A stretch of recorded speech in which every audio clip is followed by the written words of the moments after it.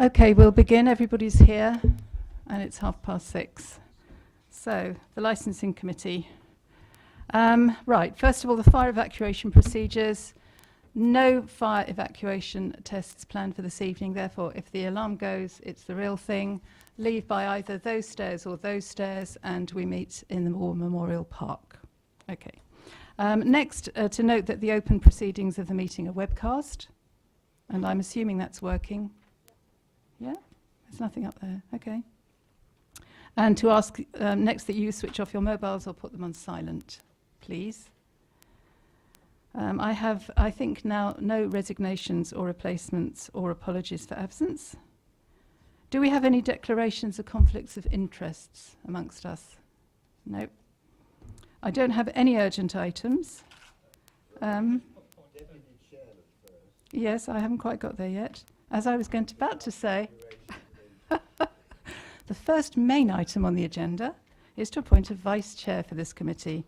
Could I have any nominations, please? Thank you, Councillor Goodson. I'd like to nominate Councillor Patti. Thank you. Thank you. Do we have a seconder? Yes, Councillor Bowyer. All those in favour... Oh, do we have any others? Or is... Okay. All those in favour of Councillor Patti for vice chair, please raise your hands.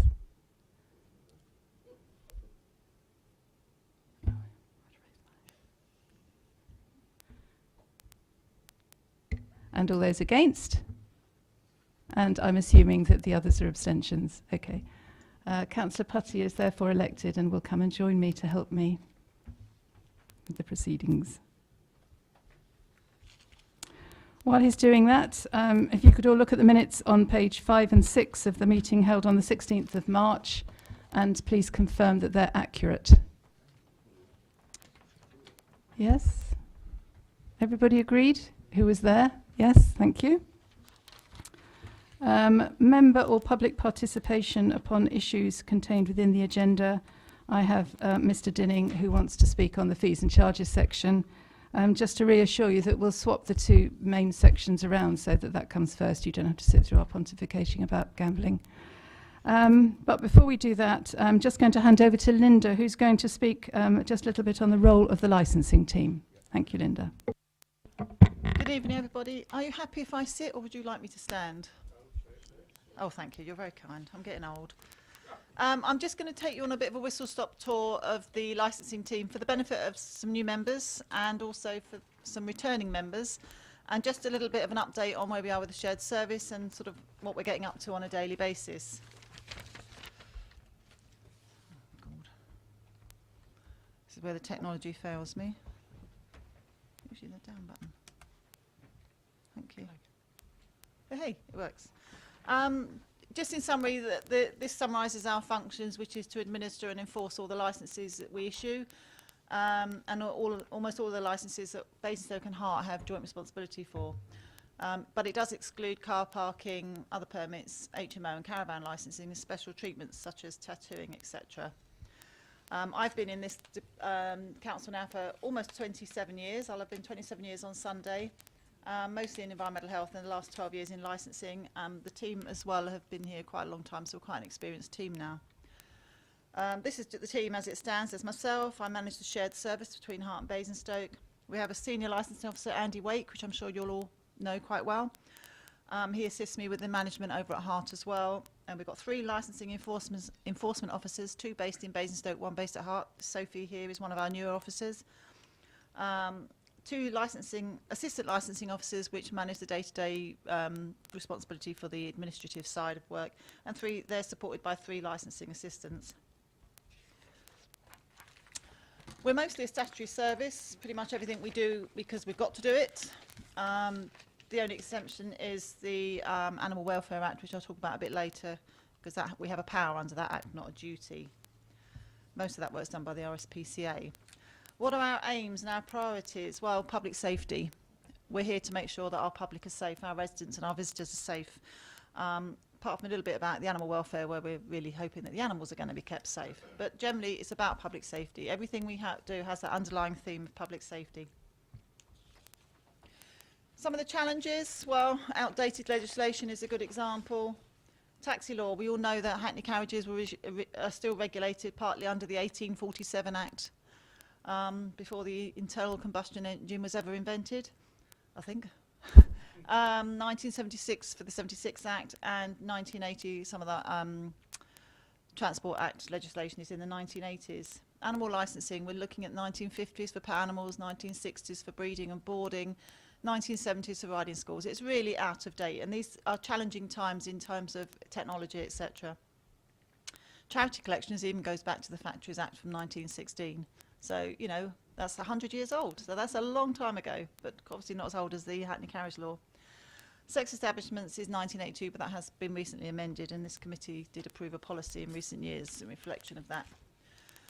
What's more recent, the Licensing Act came in 2005, but it's 2003 Act. The Gambling Act 2005 came in 2007, and most recently of all, Scrap Metal Dealers Act 2013. So we've got a little bit of new stuff, but as I'll go on to explain, it's the new stuff that's giving us the problems, funnily enough.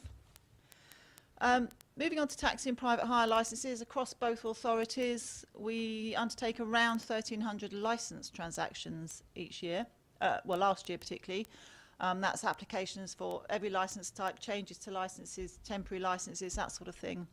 We dealt with over 1,000 complaints and requests for service. A request for service could be a member of the public ringing out with inquiry, it could be a taxi driver reporting something going wrong, it could be asking to see if their licence is ready. Those service requests range from very simple to very complicated.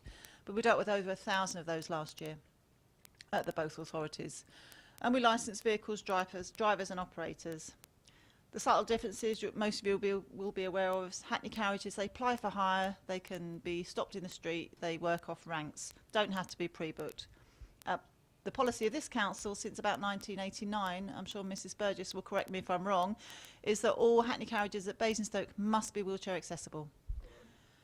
We used to have a limit of 50, which was 55, and we took the bold step in 2010 to delimit. Numbers have stagnated around 66 ever since, 66, 68. So we've sort of met that market force which we predicted. Private hire work differently. They work through an operator and must be pre-booked, and part of our licence conditions is that they display that no booking, no ride sign on the slide there that you can see. Apart from those that have given an exemption to do the special work such as chauffeuring and corporate style work. It is our largest and most challenging workload across the team. We do carry out enforcement and compliance. Enforcement and compliance aren't the same. We have powers to suspend, revoke or refuse to renew drivers. The test is fit and proper, or more modern version of that is safe and suitable if you listen to Jim Button. We carry out a range of checks to ensure that as part of our policy, which is the enhanced criminal check, the Group 2 medical, they have to do a driving test, all those things that we've approved through policy at this committee over the years. And we check them at joint and partnership enforcement events. We deal with all complaints that are relevant and allegations made against drivers by the public, by other drivers, etc. And we deal with magistrates and Crown Court appeals where we make decisions that they're not happy with. You'll be aware that Hackney carriages are still working under ancient bylaws. Hackney carriage drivers, we can't actually apply conditions to Hackney carriage drivers, it's just private hire drivers. And the Hackney carriage drivers have to comply with the old ancient bylaws. And nationally that is still the same. We do some targeted routine enforcement. We generally try and update this committee every November. We work with police and DVSA, benefits, DWP. Nighttime observations down in the town centre. We also do random walkabouts. We follow our enforcement policy, which this committee approved last year. It's always transparent, not always, well, it is always transparent, never covert. But as I said in the meeting earlier, you may not see me, but I'm always there. A little bit more detail about vehicles. Again, they have to be safe and suitable. They have to be big enough to take passengers. They have to be of a reasonable specification. And we try and limit the age at first licence to 3 years, so we're not got old bangers coming onto the fleet straight away, because we're quite proud of our fleet and we want it to look good, we want it to feel good, we want our customers to enjoy the experience of using our licensed vehicles. We do have an upper age limit, but that's flexible depending on the condition of the vehicle and how it's going through its tests. Again, with vehicles, we have powers to suspend, revoke and refuse to renew. Generally that's on condition or whatever. And as I said earlier, we've got the exemption options for corporate chauffeur work when they're doing it in a higher standard of vehicle and the customers don't want no booking, no ride plastered all over the side and big plates on the back. But we're very specific about that, and we have an exemption policy, which again was approved at this committee. And they're subject to licence conditions as well. Operators, private hire only, as I said earlier, these are the companies that dispatch the bookings, that take the bookings off the public, and they dispatch the vehicle to do that booking. Generally work from a base, it could be their home address. The smaller operators, some only have one car, some have many more. They're conditioned to keep clear records so we can identify the information that they take, and obviously they have a duty to keep that information safe because of data protection issues. We would carry out driver and vehicle checks at the operator bases if they were there. As I said earlier, one man or multiple vehicles, and they're subject to licence conditions and generally about record keeping and that sort of thing. We entered into the shared service last year. There are some challenges which we've tried to embrace.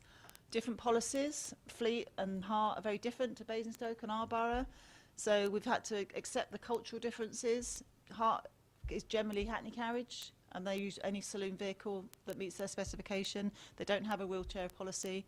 Basingstoke and Deane is more private hire with just a few hackney carriages, so you have to sort of strike a different approach at each authority. The localities are very different.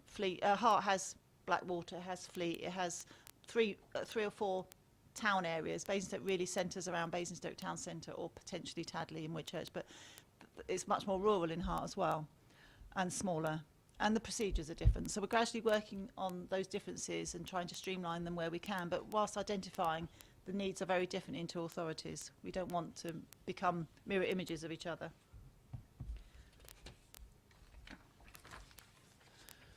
Committee role, well, you all know, to discuss, debate, amend and approve policy, and to hear first stage appeals against officer decisions at the subcommittees or the appeal panels that they used to be called.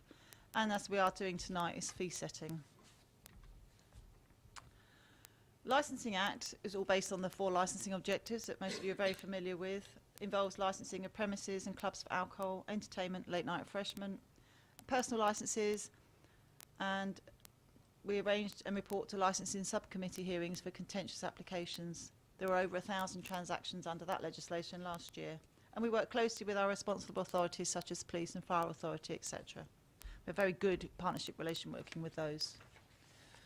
These are the sort of examples: new premises licenses, variations, minor variations, changes to DPS. You can see them all there. Quite a lot of them involve quite a lot of consultation and feedback on consultation, and they take a longer period of time to deal with. Others can be done fairly instantly. There are issues with differences between premises and clubs. They're historically very different, and those differences have been protected under the new Act. Well, it's 12 years old now. Large events, we're very fortunate. We've got Carfest in our borough. Gave us a few hiccups the first year or two, but it's settled down nicely in a very successful and very well attended event. I've also included a picture of Highclere Castle. They do the battle proms every year, which is great. So we're really lucky that we've got some really nice big events that are held in this borough. What were the challenges? Well, since 2005, there's been a huge number of amendments to the Licensing Act. But they didn't quite get it right when they were scripting it all those years ago. They brought in new mandatory conditions, and they brought in more new mandatory conditions. They brought in a new minor variation option to keep the cost down for small changes. They then took away the option to have a DPS at community premises. All this has had to affect the work we do. We've had to interpret the law. We've had to change the way we issue licenses. They've deregulated some of the entertainment. Most entertainment now is deregulated up to 11 o'clock at night as long as there's less than 500 people present.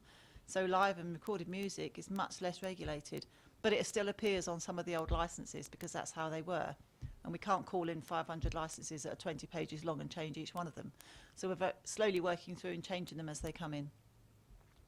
Changes to late temporary events, and various changes. For some reason, which I never understood, for the part of the government's red tape challenge, they decided to abolish expiry dates on personal licences.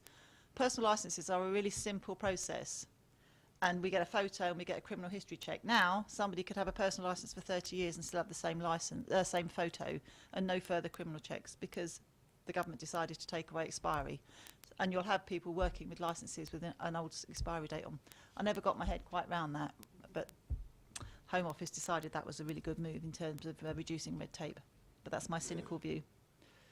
Again, because it's new legislation, there is a lack of case law to support any decision making, but it's gradually starting to come out of the courts now, and we're relying on it as best we can. As I said earlier, a lot of the licences aren't up to date, is where they've not made a change since 2005. It will have the old regulated entertainment on it. It may not have the mandatory conditions, but we're endeavouring, as they come in, for variations to update every single licence, and we will get round to picking up those eventually. But nationally, it's not seen as an issue. People should understand their business. They should keep themselves up to date with the law and hopefully know that they don't have to regulate their entertainment. But, you know, it's useful to have the document correct. It just takes a lot of time, but we're working on that one. And they're the same fees since 2005. Nothing's changed. We keep getting promised locally set fees. The government did consult. There was a very low response rate, but they've reconsulted, and it's now currently being reviewed. And we may get locally set fees in early 2018, which would be very good for us because we can really look at what we're being paid for the work that needs to be done. But I'll hold my breath on that one. Your role in terms of the Licensing Act is to approve the policy that is now every 5 years. We've got one there, 2013 to 2018, which I think is a really good document. It helps you make your decisions. It helps our applicants understand what we expect, and it helps us to make to process the applications. It's a really good document, and that will be reviewed in 2018. And obviously the subcommittee role, which a lot of you are doing the training on Thursday, aren't you, to give you the idea of how to manage those subcommittees and refresh those that have done it before. Really good session on Thursday with Philip Colvin. And then a little bit onto gambling. This is our smallest area of work in terms of numbers. I think we've got about 11 or 12, but it's the most huge piece of legislation that we deal with. There is codes of practice, there is guidance, there is just so much to learn for a very few number of premises. Now, numbers aren't really changing, and that's the sort of example of some of the bits that we cover in under the Gambling Act. Oh, I've just repeated myself there. 14 at Basingstoke and 7 at Hart. So as you can see, the numbers are very low when we're talking about 1,300 taxis and 1,000 Licensing Act transactions. There are current issues over the lack of a power for the local authority to refuse on the base of demand. Under the old 64 Act, they could refuse if they felt there was too many, or the magistrates could refuse if they thought there was too many in an area. That went when the new Gambling Act came in. A little bit about animal welfare. This is only done at Basingstoke and Dean. Those are the examples, and you'll see from home boarding, we've gone from none in 2009 up to 41 now. It's become very, very popular. People don't want to put their dogs into kennels anymore. They want them to live with a family, and so we've adapted and we've embraced that change, and we've developed licence conditions for home boarders, which this committee approved a couple of years ago, and it's really taking off. I've had 2 new inquiries this week as well, so it's just getting bigger and bigger. Dangerous wild animals, we've only got one, which is the wild boar at Laverstoke Park Farm, 3 riding schools, about 4 pet shops, no zoos, a couple of close, nearly got zoos, and 1 dog breeder. So those numbers are relatively low.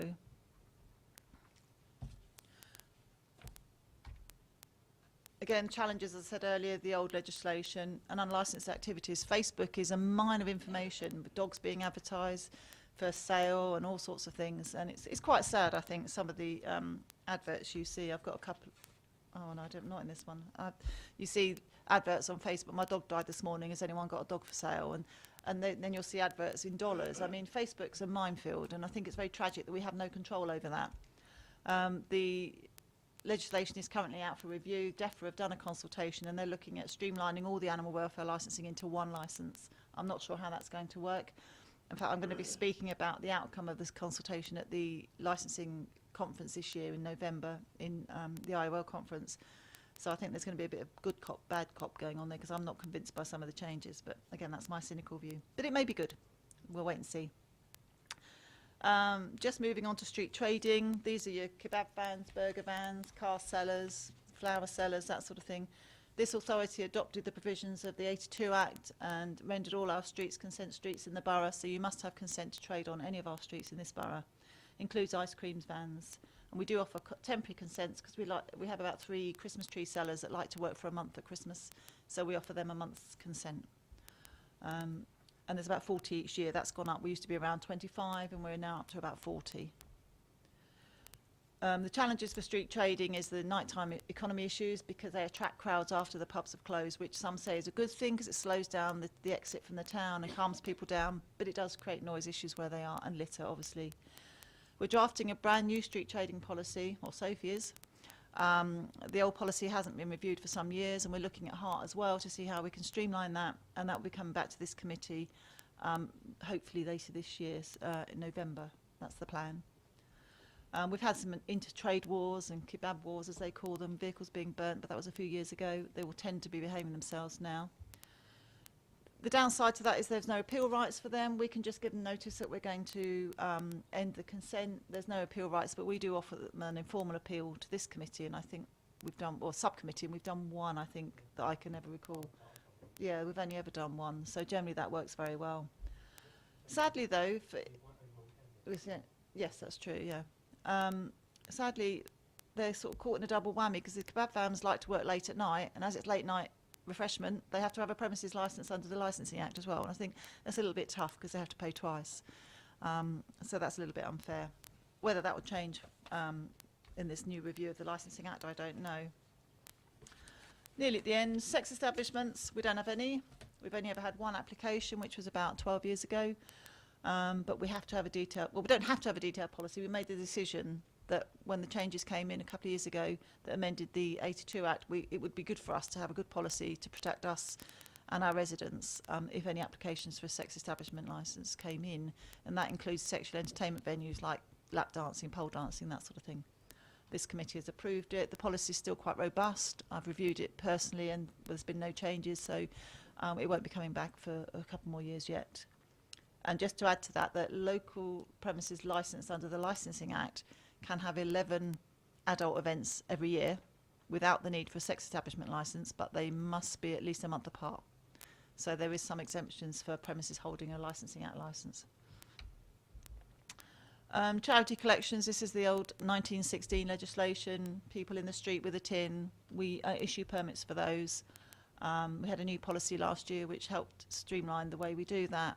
The numbers have reduced a little bit, but we don't get any income for that, so there's a cost to this authority for producing those permits. Tables and chairs, I think we're nearly at the end now. The idea was to encourage a cafe culture, a bit like in Europe. Lots of premises, particularly on Winchester Street and London Street, like to have tables and chairs outside. It's a really nice idea in the summer, but we have quite a strict policy in line with our planners to control the size, layout, safety, access and the appearance, because parts of the town are conservation area. We want to protect that. We do have limitations. Those in the town, top of the town, can't have them out on in specific areas on market days because of the narrowing of the walkways and that. So that's that's tables and chairs. And then lastly, scrap metal dealers. There was the old Scrap Metal Dealers Act from 1963 that was amended in 2013. The old legislation was a non-executive function, so was heard by this committee. There was an error, we're told, in writing the new act, and it became an executive function, so it's approved by Cabinet. The fees and charges, etc., are approved by Cabinet. We've only got about 7 or 8 of these, so again, very low numbers. Just a summary of your committee role there, but this will all be covered at the training on Thursday. But about the policies, which I've already covered, all the functional areas here, we like to have a policy that protects us and gives good guidance and helps you with your decision making. And we have to refer to it when making our decisions. And then if you want any questions or advice, that's the details. That's a real whistle-stop tour. Hopefully new members haven't been drowned in a quick sort of pile of information there. Any questions?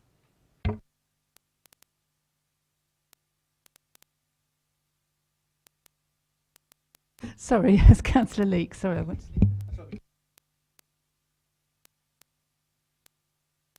In the media yesterday and possibly today, there was a problem with a taxi firm somewhere else with guide dogs. Do we have any problems with guide dogs and the fact that the taxi wouldn't take it under religious grounds? We certainly haven't had them under religious grounds. We've had one refused based on a health problem, but he hadn't come through the process to get an exemption from us, because we can grant him an exemption if there's a health reason that he shouldn't take dogs. they don't have to take non-assistance dogs, but they must take assistance dogs unless they've got an exemption certificate. We don't really have an issue here, no. Not that I'm aware of. So that was meant to be. Yes, assistance dog. Could I just ask one question? I know from experience from friends that it's very difficult if you've got a large battery-operated wheelchair to get transport. Is there any vehicle available that will take these large battery-operated wheelchairs? I know that all of the Hackneys have to take push-along ones, but how are we with those, which are becoming more and more popular? They are more difficult because of the weight. There's no difficulty getting them in and out, but because of the weight, they do impact on the ramps, and some of the vehicles, the weight-bearing limits don't allow for them, but different wheelchairs and different passengers weigh different amounts. Different vehicles have different weight-bearing limits, so it's something that's very difficult to specify. Generally, if we get an inquiry, we'll go to the manufacturer and just check whether the capacity is there, and then we could advise the driver that actually you can take up to this amount of weight. But they're expected to do a risk assessment at the time. Hopefully they wouldn't use that as an excuse to refuse, and we don't have too many issues in that case, but we would go back to the manufacturer and check the safe load bearings. I mean, is there likely to be any statutory requirement at some stage for licensing authorities to have some sort of something for these heavy wheelchairs? I don't know of anything coming in personally, no. Any more questions for Linda? Or are you all blinded by all of that, which is absolutely remarkable? So there is a lot to learn. Yes, thank you. Looking at the new members, there is a lot to learn, but obviously you'll tend to learn it as you go. These meetings tend to be shorter than the subcommittee meetings, probably because Linda speaks so quickly. I think that's why we get through it so quickly. So you're probably blinded by all of that. But the subcommittees obviously take up most of our time. And as Linda explained, there are just 3 members who will sit in a special quasi-judicial role, listening to either appeals or reviews of licences. And I'm assuming from our committee services we'll put a new person with 2 experienced people so that you can learn as you go with those. Okay, thanks ever so much, Linda. That was scary but good. That was very good. Okay, so let's move on to the, yes, if you move to the licensing fees and charges for this coming year, we're using a new regime of calculation, which has taken a long time to sort out. It's been a long time in the making, but we finally got there. So can I ask Linda to introduce it, please? Thank you. Thank you. You will recall this paper's been deferred before due to needing to undertake further work to establish accurate data for us to consider the appropriate fee levels. In essence, fees must be charged on a cost recovery basis. Some fees are payable for an application and some fees are payable for the grant. It really depends on the legislation, and as you'll see from my presentation, we have a huge range of legislation of different eras almost. I've summarised the Council's fee charging powers at Appendix 1. Many of our licensing functions also fall within the definition of services under the 2009 EU Services Directive. This was a directive that required all licenses in Europe to be available to all and set up the central application site. But these do exclude taxis, private hire and gambling, but the cost recovery principles still apply to those. The EU Services Directive requires that fees and charges must be reasonable and proportionate to the cost of those formalities and procedures. In addition, we must also have regard to the specifics included in each of the acts that relate to the different functions, and they're not all the same, as you'll see from Appendix 1. Some fees can include the cost of administration of the process and enforcement. Some do not allow us to charge for any enforcement action. Where enforcement action leads us to the courts, we can seek to recover those costs through the courts. For the purposes of cost recovery, we have defined enforcement, as per the licensing enforcement policy, as the act of compelling observance or of compliance with a law, rule or obligation. This would mean that any action taken following advice, guidance and compliance checks and warnings. So that would really mean at the stage of revocation of licences or subsequent prosecutions and appeals. Routine visits, inspections, compliance checks and complaint investigations form part of the administration of the service and benefit the individuals and the services as a whole. Other fees can include the cost of enforcement or supervision of licence holders. In view of the reactive and unpredictable workloads and the tight regulated budget setting process, it is proposed to monitor costs, income and fees over a rolling 3-year programme, and any surpluses or deficits carried over and rectified the following year. In setting fees, costs are the only factor we must consider. Costs will vary from council to council, depending on staffing costs and recharges in support costs from other departments that support the licensing functions and other factors. It is therefore likely that no two councils will charge the same fees. The hourly rates that we've used, that I'll talk about shortly, include the officer or the average officer pay of the officers involved in an application, plus the overheads, plus the support team costs. So the hourly rate figures that we've used aren't actually what the officer gets paid, sadly.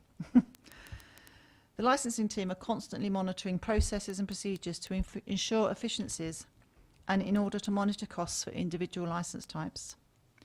And on top of that, any licence fee income cannot be used to support any other council functions. It has to be ring-fenced for licensing only. So we can't use it for anything else. Any changes to private hire operator fees and any vehicle licence fees must be advertised for 28 days in the local paper before being implemented. Objections raised are referred to the next available licensing committee if we receive any. I've set out in the report the methodology used in assessing costs, and this is summarised at Appendix 2. I would just add at this point, there is a typing error. Sadly, it's in the wrong direction. At Appendix 2, the driver 3-year new and renewal fees are incorrect. That should read, I've got the wrong copy of it, 290 and 258. I'll explain what's happened there shortly. Page 75, it's just those two boxes are wrong. It should read 290 and 258. Is that instead of 248 and 215. Apologies for that typing error.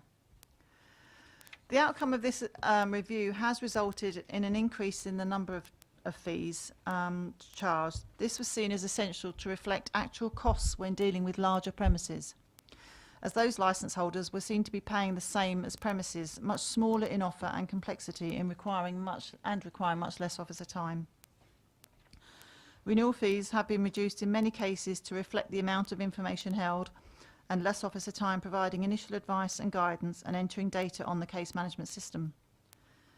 The officers carried out additional, more detailed time recording on licence applications, and other teams that support the licensing functions and charge that service were asked to provide more detail on the justification of their charges to us, and evidence was requested to support those charges, which was provided.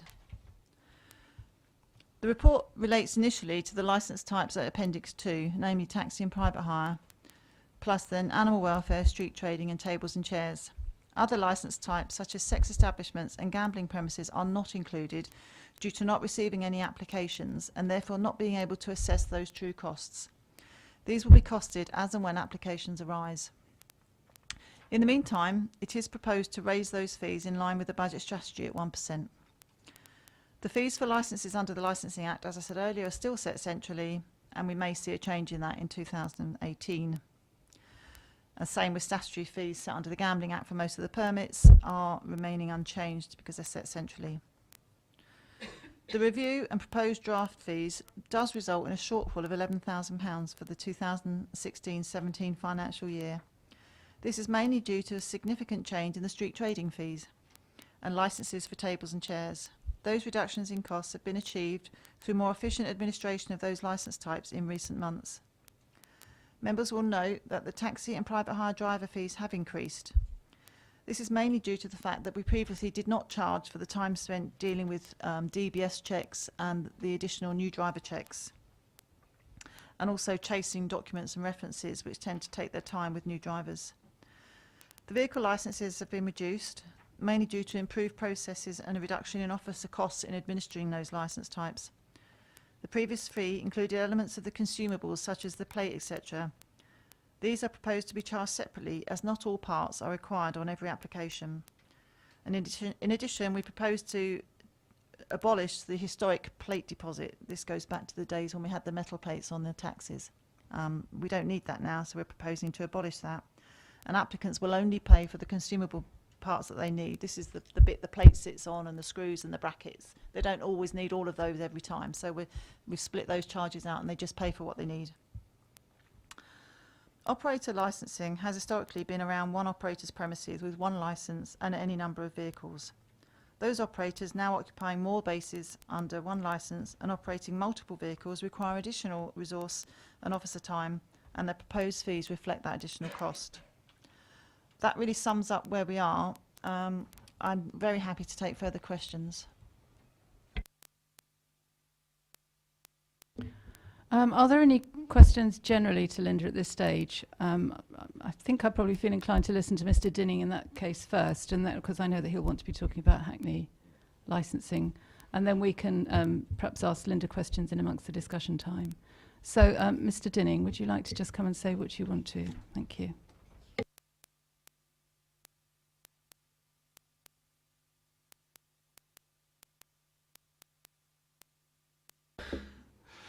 Good evening, Chair, Councillors and Officers. In preparing for this evening's meeting, I've looked back at previous presentations on private hire and Hackney fees. I've gathered over the years many budget documents and fees proposals, all attempting to set a budget of costs versus income to a neutral without subsidy. I've not yet seen any reports containing the actual income each year versus the spend for the previous year. Freedom of Information request during 2014 confirmed that Hackney and private hire fees had not been audited over the last 10 years, and therefore no detailed cost breakdowns had been provided to committee. Without any audits and multi-responsibility officers, how is it possible to tell what subsidies and costs should have been over the years? Committees in the main have been voting through inflation increases for the last 10 years. 2013-2014, as Linda already mentioned, using local benchmarking comparing to other boroughs, but still no breakdown of costs. From the main council budget documents, I've identified for many years that the whole of the customer services recharge had been lumped onto taxi licensing budget and not shared across the different functions. Whilst Mrs. Cannon's latest proposal provides a good background, it provides no breakdown of the costs nor quantity of sample. Very concerned that the committee are being asked to vote on a new schedule of fees with minimal information presented on the calculations. Previous presentations have shown percentage changes proposed. The delays in getting to this point have cost some fleet owners thousands of pounds in excessive charges and may be subject to refund considering the other acts. Drivers encouraged since last year to apply for 3-year licences paid £295 instead of the £215 renewal currently calculated. In the main, I support Appendix 3 but have the following concerns. Flawed in the hourly rate used as an average of all officer grades according to the document having an input. For example, a licence renewal often, the highest grade officer involvement would be an assistant officer. Enforcement duties may use higher grade during the year. What ratios were recorded during the time recording? A vehicle temporary licence increase of nearly 300% from £57 to £168 seems excessive, especially when typically issued for only 30 days during insurance repairs. It would not need 12 months of enforcement activities which are paid on the original vehicle. Extending would require the same payment again, would it? Why is the vehicle transfer so high when the output is a single A4 sheet? Why is a 1-year new driver so high, now 203 instead of 118, a 1-year renewal is 154, seem very wide apart considering the 3-year gap is quite small. Why is there no price difference for the 1-year operator licence based on vehicle quantities like the 5-year option? And what is considered as an additional premises for an operator? With the ability to divert phones easy to mobile phones, often 3 or 4 drivers creating a company, and phones diverted to each other overnight at home or wherever to manage incoming calls. I presume there'll be logbooks there for maintaining records to be compliant, so will they be charged as well? There's a lot to take in, sorry. Thank you very much, Mr. Dinning. I have to say you have touched on something that was a bit of a concern of mine in that we don't have a huge amount of information on the actual calculations here. We've got the rationale and we've got the figures, but we do need to have some reassurance and some scrutiny of what goes on in between. And I know that Mr. Mahoney, is it? Paul Mahoney, has come here to help us through some of that. But I don't think that involves giving us all of the figures as you've asked for. But I wonder if perhaps one or two of your main questions Linda could handle. I don't know. I mean, obviously you won't be applying this retrospectively. But I mean, there was a question about the size of the temporary licence increase. And there was the hourly rates for the used, which grades are you operating with? But I mean, if you could just pick up on one or two of his main points, that would help us. Thank you. Certainly. In terms of the hike in the cost of a temporary licence, you're not paying for the period of a licence, you're paying for the cost of the administration of the licence. It costs the same to produce a temporary licence as it does a one-year licence.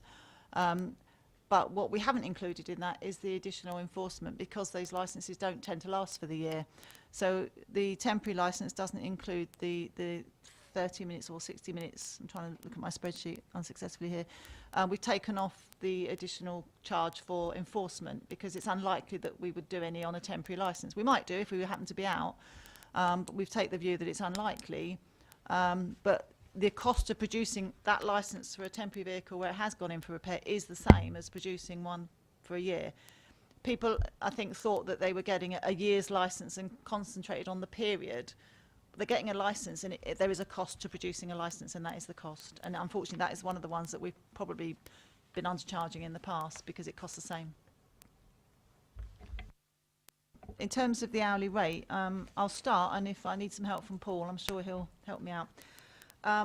We broke down, for the Hackney Carriage and Private Hire Driver new and 3-year licence, we broke down the stages of the application process in columns, and each of those columns was allocated the hourly rate plus costs of the officer that did that bit. So if a grade 4 officer did 20 minutes work on that, we've averaged the hourly rate plus the costs for that grade 4 officer. Where there was a grade 6 intervention, that 15 minutes of the grade 6 was put in. So we've spread it across the grades that have had an input into that licence transaction. And then we've added in some of my time and Andy's time to cover things like tonight's committee and the subcommittees and that sort of thing as a generic cost across all licence types. I'll just check. Have I covered it all there? You have, yeah. And obviously used a number of licences. Oh yeah, and what we did, we got licences and we started the process from start to finish and monitored various licences through the process and fed them into a spreadsheet, and we've taken the average of those to come up with the figures, so that we've got some. There was 25 minutes spent on one stage, another one might have taken 20 minutes. So we've done 5 or 6 examples for the spreadsheet and taken the average of all those 5 or 6 to give us a sort of average figure. So just saying, obviously, because this is for the committee to note as well, that obviously it sounds as if officers done their best to work out the average time taken and the cost that is according to the grade of each one. It can't be absolutely exact, and obviously it's going to vary from licence to licence, from operation to operation, but it's being averaged out for each. Was there one other thing that you specifically would like to ask Mr. Dinning?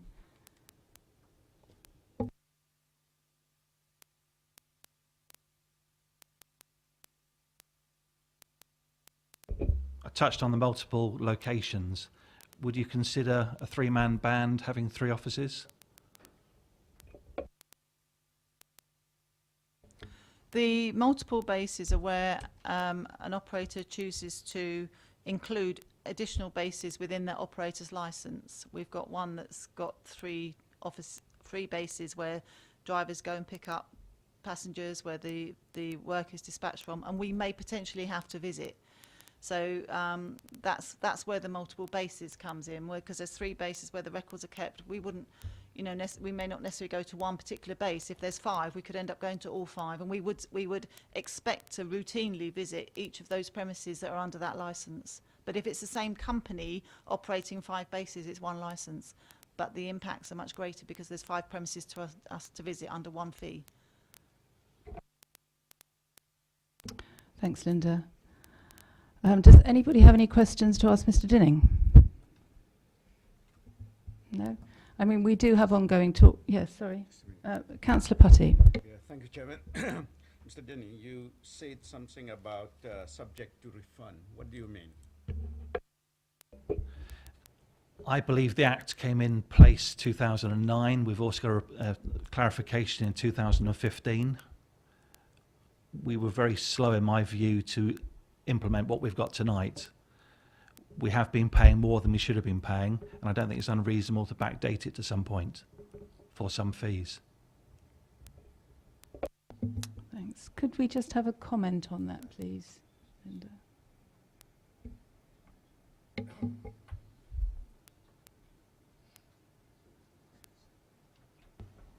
If refunds were to be agreed, there would be a cost to the council, but we don't know what those figures would be at the moment. We have no idea. And I think some of the fees have gone down as well, so it would work conversely as well, presumably. Thanks for your contribution, Mr. Dinning. I mean, do feel free to sit down and listen to the rest of the discussion. Thank you. So really, I do want to hear the views of the committee. I'm obviously extremely grateful to the hard work that Linda and the department have put in. I know it's been a mammoth task, and it's one that both the committee members and drivers have been asking for quite a while.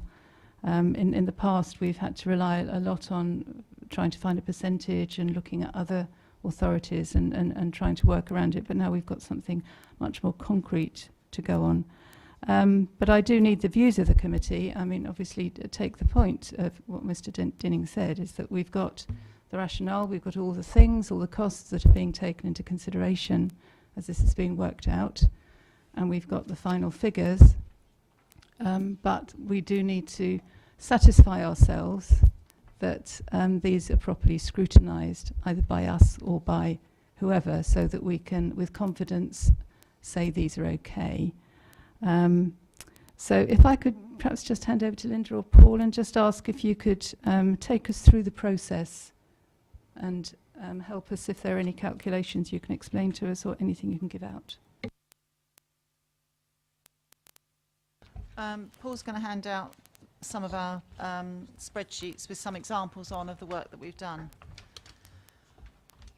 I'll wait until they've been handed out.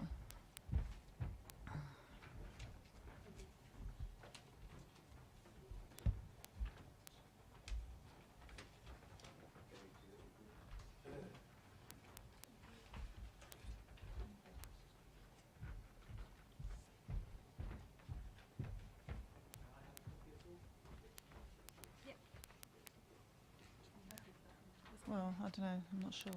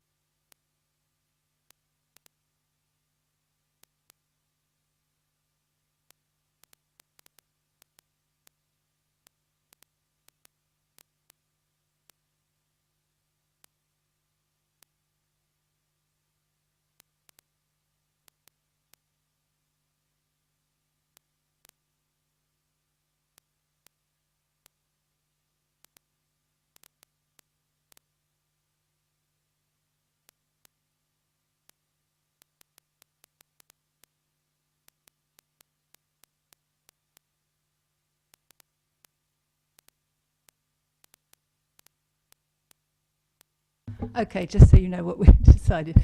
Yes, okay, if you could look at it, but if you could return it before you leave. And just to say that the officer grade, what's shown there isn't actually the hourly rate, because obviously other things have been added which has increased that hourly rate. Okay, thank you. Councillor Jones.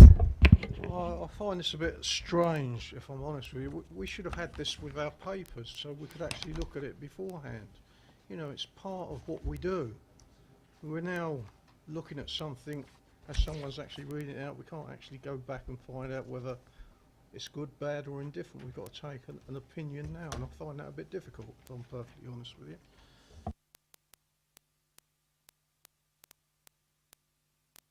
Are there any other opinions on that front by anybody else in the committee, bearing in mind that we have got to either agree to these or say we need more information?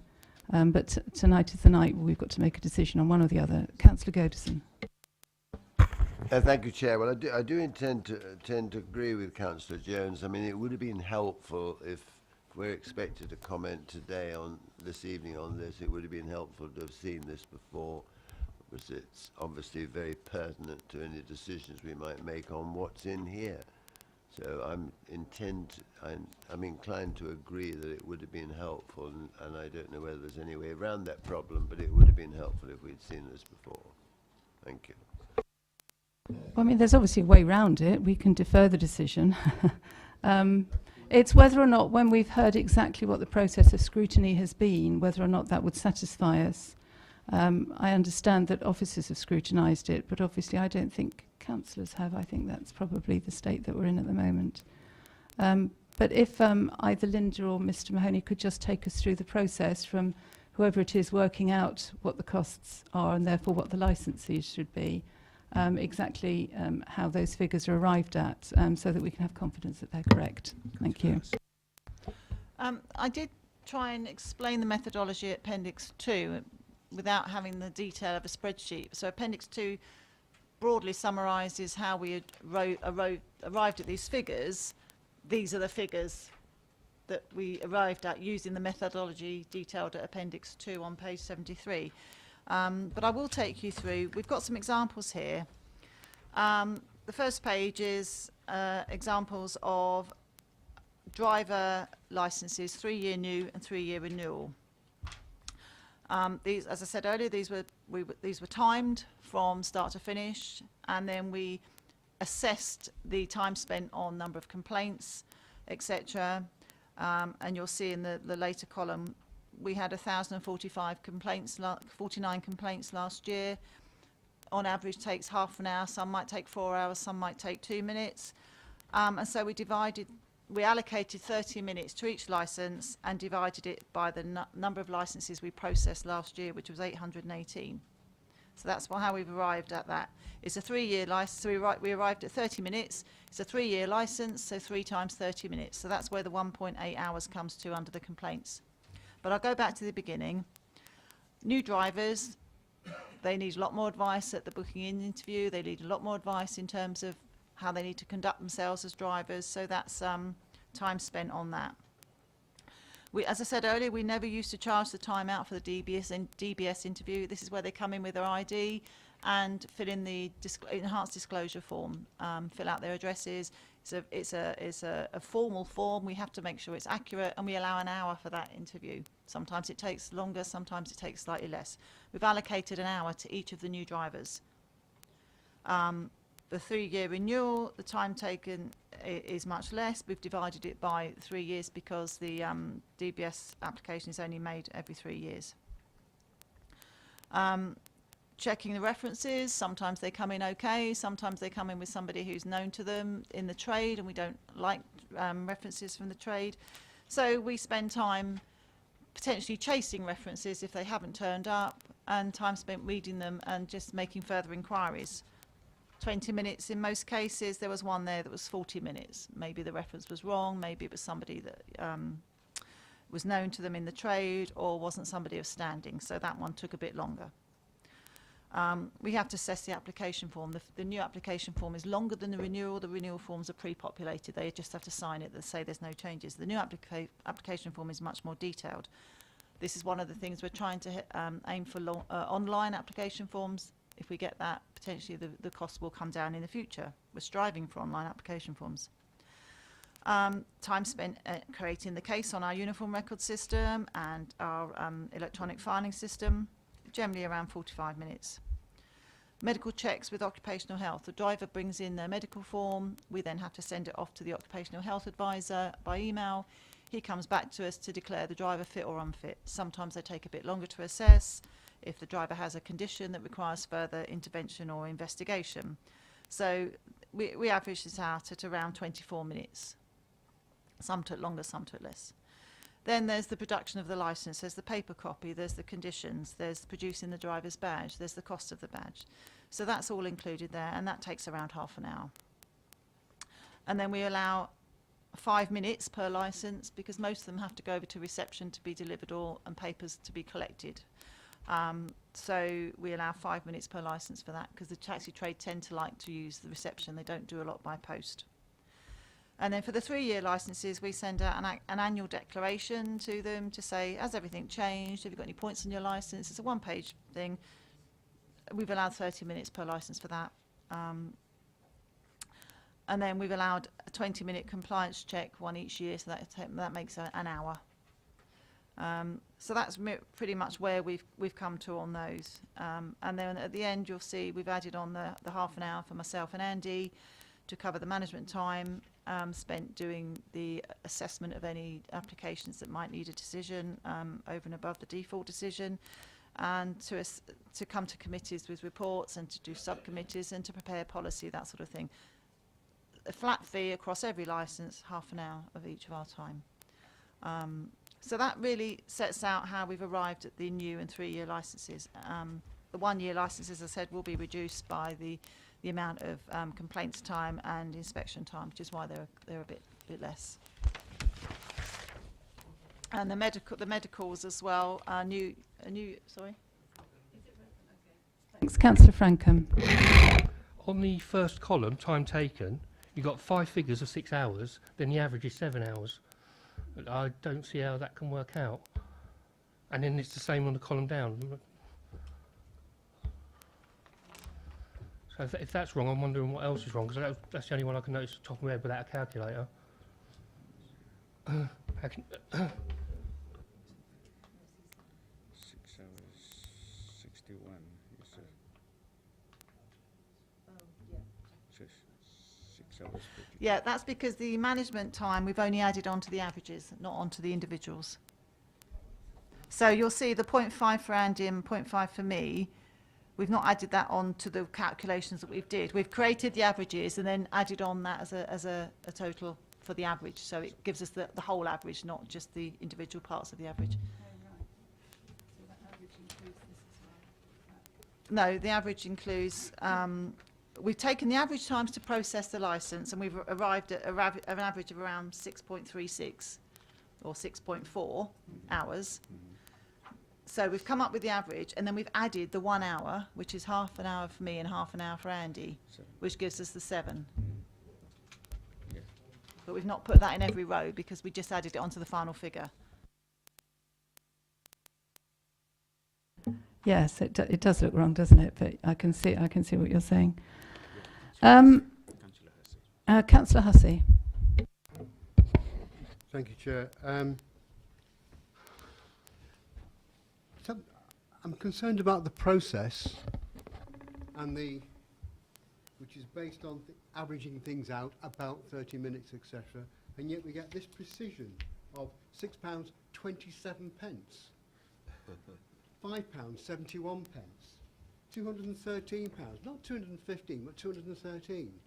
Now, my concern is, or my question is, that as these different rates are a composite of a number of elements, and those elements are subject to change with economies and changes of procedures, if the support costs that are charged across the department change, does that mean in future years we can't just say, oh, inflation is 1%, we put 1% on? You have to recalculate the whole lot every time. I mean, by going for the spurious accuracy, when you've got an estimate of 30 minutes, suppose it wasn't 30 minutes, it was 32 minutes or 28. but you still come down to £5.71. It's trying to change an art form into a science. You'll never achieve it. I think, to be fair, it's more accurate this way, and we will review it every year based on the number of licences and the staff allocations and who's doing what, and it could go down, it could go up, but at least it will be nearer accurate than what it has been in the past. Councillor Hussey. I've just got a suggestion, because we're quite a large committee and some people will want to get into some detail in this, and maybe other people won't want to get into the detail. I'm just wondering whether we could get a small representative panel to have a little workshop to go through with the officers in this kind of detail before bringing it back to committee. So the scrutiny isn't just the officers, but a representative panel of councillors. Yes, I mean, I'm satisfied that this is much more accurate than it was, and I mean, obviously you can only put in a rounded figure for the time taken. Once you put it into your model, obviously then it will, and hopefully in years to come, as you adjust time taken, costs, etc., it will produce automatically as it refines. But I understand that this... Don't forget an extra hour every year for recalculating. That's what we're going to do. Yes, thank you. But okay, let's ask the committee's opinion then. Do we feel that we need a little bit more scrutiny of the actual calculations before we actually say yes to the figures that are arrived at? Bearing in mind that actually in the LGA guidance, it does say that in the interest of transparency, it's helpful to give an indication of how the fee level has been calculated, and it may prove helpful to engage elected members in the scrutiny of the fees. Now, I understand, I'm quite sure the accounts department has done good scrutiny, and I totally and utterly trust them. But we have to be transparent, and we know our officers, people out there don't. And there is guidance which suggests that maybe some elected councillors should be looking at them. Do people agree with Councillor Hussey's suggestion that we have a small subgroup of this committee just to do, it doesn't have to be detailed, but just to satisfy us as a committee that the fees that are arrived at are in line? Councillor Hussey. So people like our guest today can have faith in the decision that we make. Councillor Godison. Thank you, Chair. But well, I think I'd agree with Councillor Hussey. It would be helpful, I think, if 2 or 3 people could get together, speak with the borough officers and go through it in more detail, and then report back to the full committee that they're satisfied with the way things have worked out, or any other comments they may wish to make. Thank you. How would we work this then? Do we say that we are happy with the fees subject to a satisfactory report from the subcommittee? We'll call it the finance subcommittee or whatever. Or would you rather actually come back to the table and look at them with a report from the subcommittee and approve them then? Councillor Godison.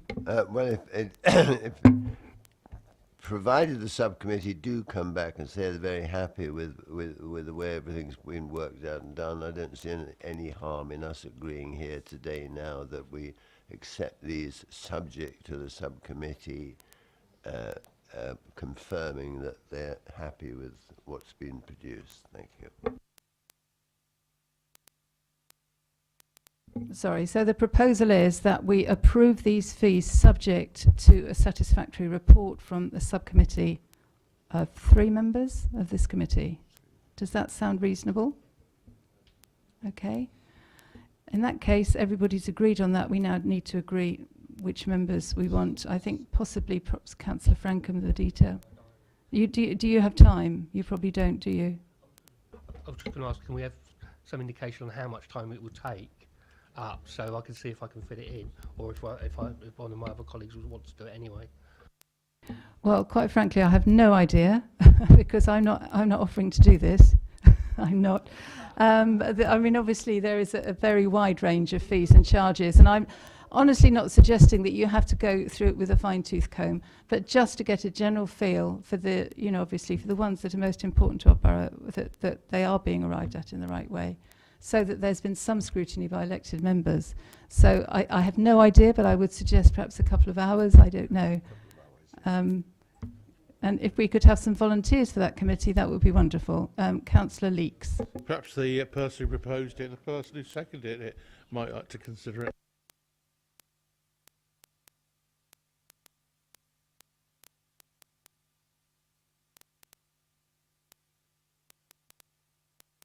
Councillor Godison. I think it would be an excellent job for our new Deputy Vice Chairman. Thank you. So I would be very happy to nominate Councillor Hussey. Councillor Frankham. I'll take Sorry, Councillor Putty. Did I call you Hussey? Councillor Putty. I'll take it on, but Councillor Frankham. if I can't, I'll need to find Okay. a deputy amongst the group. 'cause And I've got possibly other Councillor members. Hussey as well. Goodison.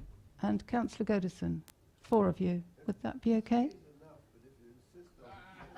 Yes, we want 4. Okay. Linda. I was just going to suggest, do they want to look at a sample rather than every single licence? Because it will be hours and hours and hours and hours of work. So if we, because the methodology is basically the same, so would it be appropriate to look at a sample of licences? I would think a sample, but those licences that are most prevalent in our borough, so that the majority of the public know that we've scrutinised the ones that are prevalent. Obviously, like the Hackney and the private hire, and some of those other more common ones. Is that acceptable? Yes? So we are therefore saying that we approve these fees subject... Oh, sorry. Our legal officer now wants to speak.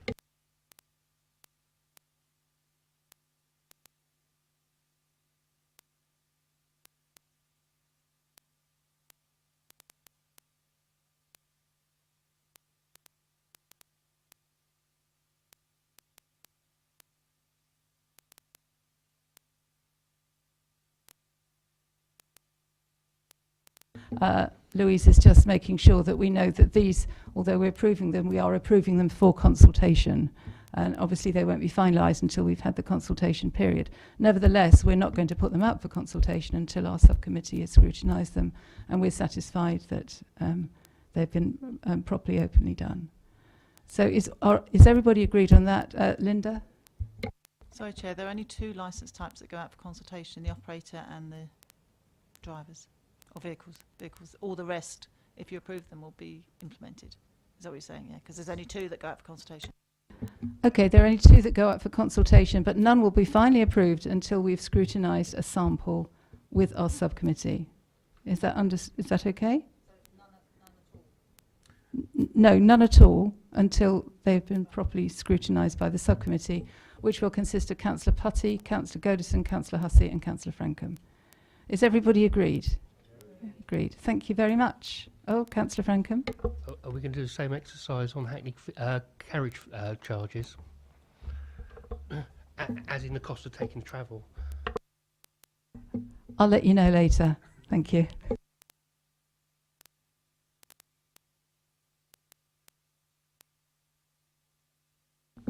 Okay, thank you, Mr. Denning. You can stay for the gambling bit if you like, but probably not. Thank you for your contribution. That was very helpful. Thank you. Okay.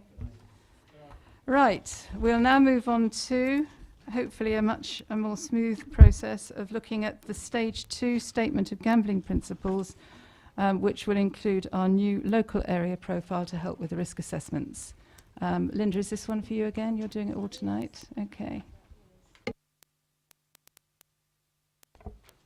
Right. In November committee, it was agreed to adopt a 2-stage approach to the gambling policy statement of principles review. This was due to the fact that we knew that some new social responsibility codes of practice were coming in from the Gambling Commission in February. However, the current policy expired in January, so it's important to get something completed and then do a second review to include the local area profiling that comes out of the social responsibility codes of practice. The statement of principles was reviewed and agreed and adopted in March, and in the meantime, in April, out came the new social responsibility codes of practice. The codes, which can be found at section 3 of the new guidance, which is the new appendix to the statement of principles, the codes require new applicants, to undertake risk assessments of the proposed businesses in respect of the risks proposed by the provision of their gambling facilities within a specific local area. It includes a requirement for them to mitigate any risks identified. The requirement for risk assessment also applies to existing licence holders seeking a variation to their licence, or if we request one when we do an inspection. In order for them to assess those risks, it's helpful, rather than statutory requirement, for local authorities to produce a local area profile for the borough. The authority has now produced both guidance to the new social responsibility codes and maps showing relevant premises across the borough and within the concentrated town centre area. There's 2 maps, as you will see. Relevant premises are those to which applicants should have regard when making their risk assessments in advance of applying for the provision of gambling facilities. And they include such premises as schools, places of worship, other gambling premises, hostels, community centres and other locations where it might be easy to obtain cash, such as pawnbrokers. The new guidance and maps have been added to the existing statement of principles, and reference to that appendix has been included at section 22 within the statement of principles, which is a new paragraph referring to that appendix effectively. The revised document outlining the guidance and risk relevant premises will support applicants in undertaking their necessary risk assessments and assisting them with the compliance with the social responsibility codes. The number of applications for new gambling premises is very low, with only 1 new application in the last 2 or 3 years. But local authorities can request risk assessments from existing premises, and this document will also support those premises or companies if asked to provide them. If this revised policy is approved, it will go out for consultation for 3 months, and we'll come back to the November committee with an outcome for approval to be referred on to full council, which will then create the new policy. Any questions? Councillor Frankham. On page 15, 2.3, you refer to the leisure park. Well, there's obviously there are plans to change it, so do we need to put a note in that there are plans to, because this is trying to sell the borough at this point, do we need to put a note in to say that there are plans to improve that area? On page 17, 4.3, it says 13 gambling premises. In your presentation earlier you said 14. I remember doing a permission for one recently. So is that correct? I'll let you answer those 2 first. You're referring to the older part of the policy which we reviewed and approved in March. Sorry. The leisure centre is due for an upgrade, but we're looking at 2022 before it's likely to be completed. I'm happy to amend that sentence in there if you'd like to refer to that, but it's a bit of a way off at the moment, and we'll have looked at the policy again probably before it's even underway. I think in view of the fact that we've by no means signed on the dotted line yet for that, maybe we could leave it as it is. But as regards the numbers, are they accurate, Linda? In the numbers, I referred to Hart and Basingstoke, and I put 14, didn't I, in the presentation. I will double check that, and I will correct it and put the right number in, if that's wrong. I don't know how you notice all these things. Could I just say that obviously the main bit that we're looking at, we've already approved the main bulk of the statement of principles. I've actually got just 1 or 2 minor issues on that, including the index, which doesn't quite seem to be accurate, but they're mainly typos and sort of grammatical things and indexes and stuff. I mean, if you're happy for me to just work with, it makes no difference to the actual main bulk of it, but if you're happy, rather than me to go through detailed things like that in both sides, you're happy for me to do that? Yes. Okay, thank you. The main bit that we're actually looking at is the bit from page 49 onwards, which is the guidance for applicants undertaking risk assessment, and then it finishes with our local area profile. And if we could just take that in those 2 halves, so that we're talking about one thing at a time. If we could just look at the guidance for applicants first, that's at page 49, after our statement of principles. And are there any comments or suggestions or anything that you'd like to see removed or added, etc., in that?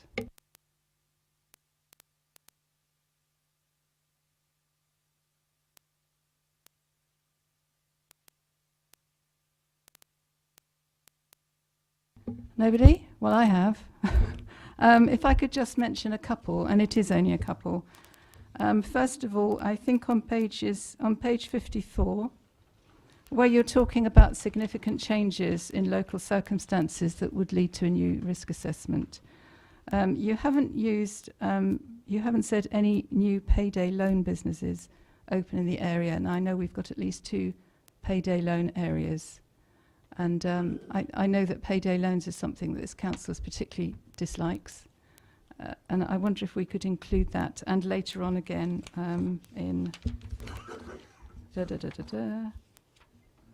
paragraph 20.3, where it's just talking about the local area in general. Would that be acceptable for the committee to include payday loan shops as being something that should be flagged up? We agreed. Thank you.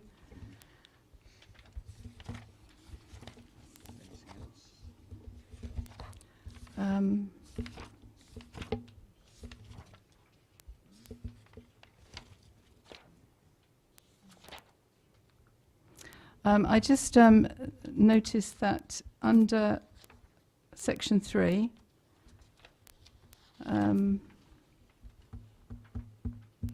you've got a number of number 2, right at the bottom of page 52, licenses must review their local risk assessment, and you've got a list of times when they have to, but you haven't put that in any case they must undertake a local risk assessment when applying for a new premises licence. I think that's right. I think you've put significant changes and applying for a variation, but you haven't actually put when applying for a new one as well. That's straight out of the Code of Practice. That text comes out of the Code of Practice, so I've extracted that from the Code of Practice. Oh, well, I thought in the Code of Practice there was a number D, a letter D, that said, in any case, undertake a local risk assessment when applying for new premises. Can we check that? If it is in the Code of Practice, we'll put it in. If it's not, just we'll keep omitted, but I'll certainly check it. Yeah, okay, thank you very much. Right, apart from my 2 comments, is everybody else happy? Yes, Councillor Frankham. Sorry, I didn't have time to check today. The links are in there. You just refer to Basingstoke Dean's website, but if you're using it electronic, if you click on it, does it take you to the specific page or just to the home page of Basingstoke Dean? I understand not putting the full page when it's, because it'd be quite long and people ain't going to type it in, but if people are using it electronic, it'd be good if you point them straight to the relevant page. We can ask the corporate comms team to set us up the shorter links. That's what we do. We wait for it to all to be agreed, because if you're moving things around, they get changed. They'll create a short link for us, and we'll make sure it goes straight to the page. Thank you, that's fine. Thank you again for your detailed looking at it. Okay, we're happy with that then. If we oh, hang on. No. Councillor Hussey. Councillor Putty, I'm so sorry.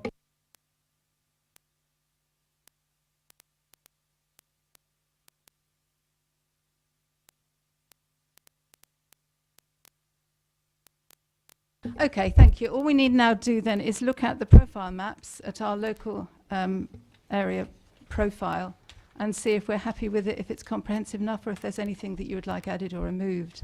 Councillor Leeks. We're a God-fearing lot in Tadley. I think there might be a church or 2 missing. And also, you haven't got a dot or wherever it is for the golf club that I can see. It's a licensed premises. It's certainly the Salvation Army Church missing in Tadley.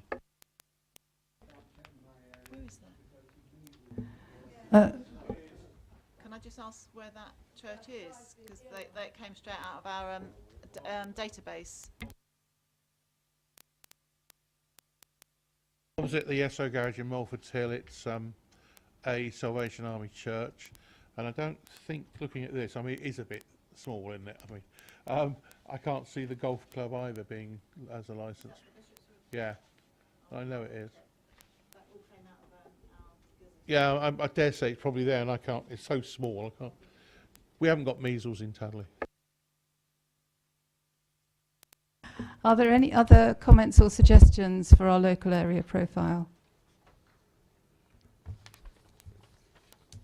In that case, if I could just mention a couple, Linda, which I can obviously email to you.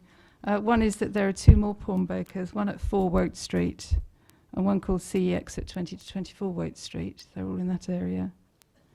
I'll email these, but do disagree with me if you want to.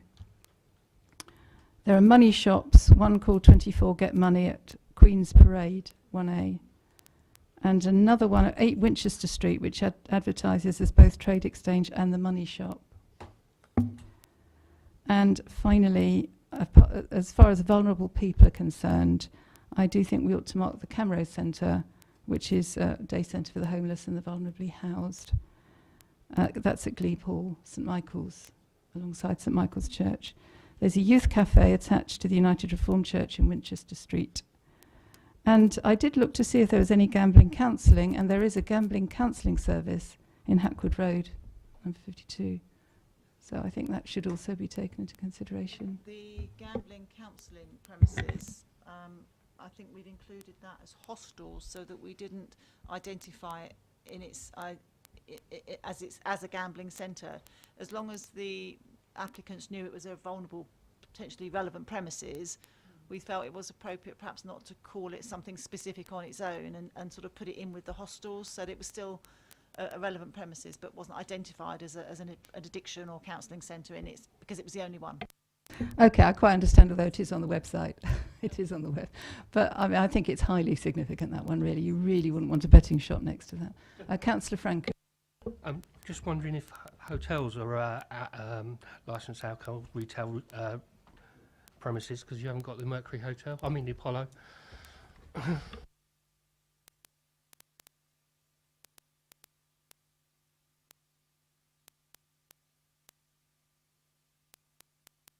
I'll double check the list of licensed premises that we got, but we took the IT team took them all off of our gazetteer, so there's obviously some omissions. I'll do another check and get them. Thank you. I mean, the licensing department of all should know what all the licensed premises are. So, are there any other comments on our local area profile, or are you happy, therefore, with those amendments to accept it? Everybody agreed? Agreed. Thank you very much.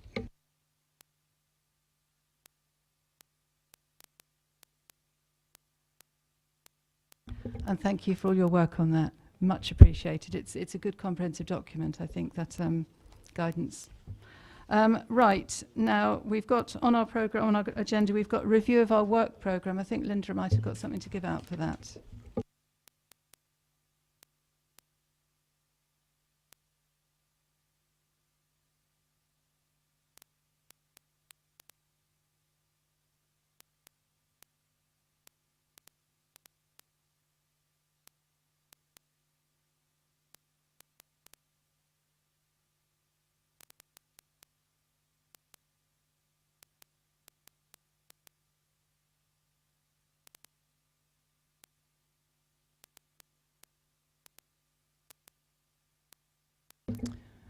Okay, has everyone had a look at it? I don't think there's very much to say on that. It looks fairly straightforward. Obviously, there might be something that comes up apart from that, and I'm sure there'll be subcommittees as well, which I always think should be included in the work programme, but we don't know, obviously, when they're going to be. So if you'd like to just hold on to that, that's what's coming up in your futures. Yes, Councillor Frankham. I'll do the same plea as I do every year. I'd love to observe one of the enforcement evenings. Obviously, we won't be able to have all the councillors there, but it might be useful if one or two of us are allowed to go and look. Absolutely. I think we've tried to arrange it in the past. It's just sort of not come together. Our calendars have clashed or whatever. But we'll definitely think of you again next time. We'll sort something out. No problem. And if there's anybody else on the committee who'd like to take part in one of the enforcement evenings, could be quite exciting, do let Linda know. Yes, Joyce. Councillor Boyer. Very good. Thank you.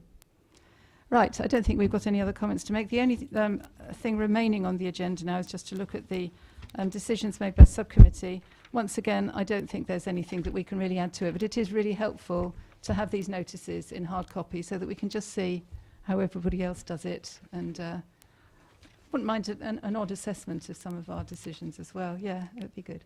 But thank you for all those who've taken part in those. They've obviously gone well. I don't know, do we have any appeals pending on decisions? No. Oh? Yeah, we have a premises licence that was, the objection was withdrawn subject to a condition being added. It's whether they can comply with that condition, so it may still come to a subcommittee. It's the Proteus Theatre application. Councillor Frankham. The other thing that might be useful, if we get any appeals that go to court, if they can let the committee know, because some of us might want to come, because I found that very useful going to see the process if it has to go to magistrates' court. Nothing in the pipeline. Okay, thank you. But it is helpful if you do let us know what the appeals are and when, because actually it's quite interesting going to the Magistrates' Court and hopefully being upheld. Anyway, that's the agenda finished. So thank you very much. The meeting is closed. Thank you.